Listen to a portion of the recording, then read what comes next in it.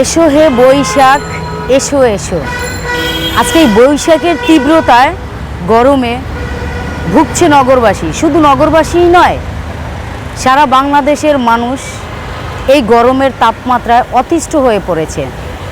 কেউ ফুটপাতে ভ্যানের উপরে শুয়ে আছে, কেউ রিক্সা না চালিয়ে রিক্সার ভিতরে বিশ্রাম নিচ্ছে। গরমে হাঁপাচ্ছে মানুষের সাথে সাথে পশু পাখি হাঁপাচ্ছে এই তীব্র গরমে।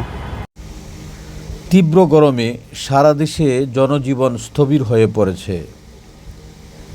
তাপমাত্রা বৃদ্ধির ফলে দেখা দিচ্ছে পরিবেশ বিপর্যয়। মানুষ দিন দিন প্রাকৃতিক সম্পদ নষ্ট করে গড়ে তুলছে কৃত্রিম শহর, নগর, এমনকি গ্রামও। গাছ, নদী, পাহাড়, বন, জঙ্গল ধ্বংস করে অপরিকল্পিতভাবে গড়ে তুলছে স্বপ্নের শহর। কৃষি জমিতেও ব্যবহার হচ্ছে অনিয়ন্ত্রিত কেমিক্যাল ও পেস্টিসাইড। খাদ্য, ঔষধ, খাদ্যাভ্যাস হয়ে যাচ্ছে নিয়ন্ত্রণহীন। সবাই এখন এসি কিনলেও গাছ লাগাচ্ছে না কেউ। থাকতে পারে না, রাস্তাও থাকতেই পারে না। এমনকি বাংলাদেশের বন বিভাগ, সুন্দরবন সহ সারা দেশে চলছে গাছ কাটার হিড়িক। আইনের তোয়াক্কা না করে গড়ে উঠছে সমিল।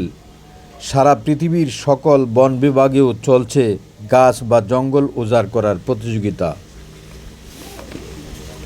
তাই দিন দিন বাড়ছে পৃথিবীর তাপমাত্রা, দেখা মিলছে না বৃষ্টির।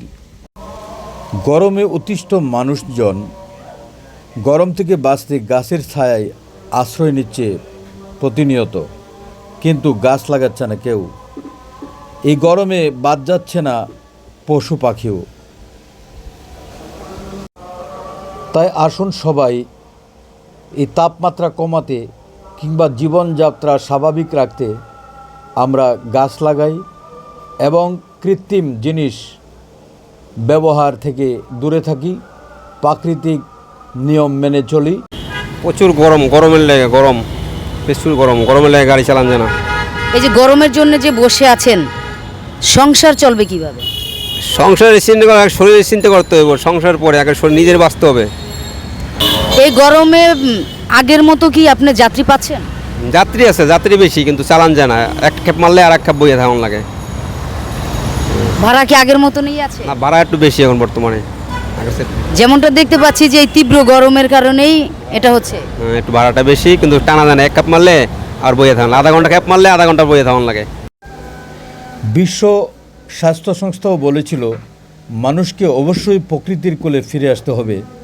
তাই সকলকে উদাত্ত আহ্বান জানাচ্ছি, come back to the nature, প্রকৃতির দিকে ফিরে আসো।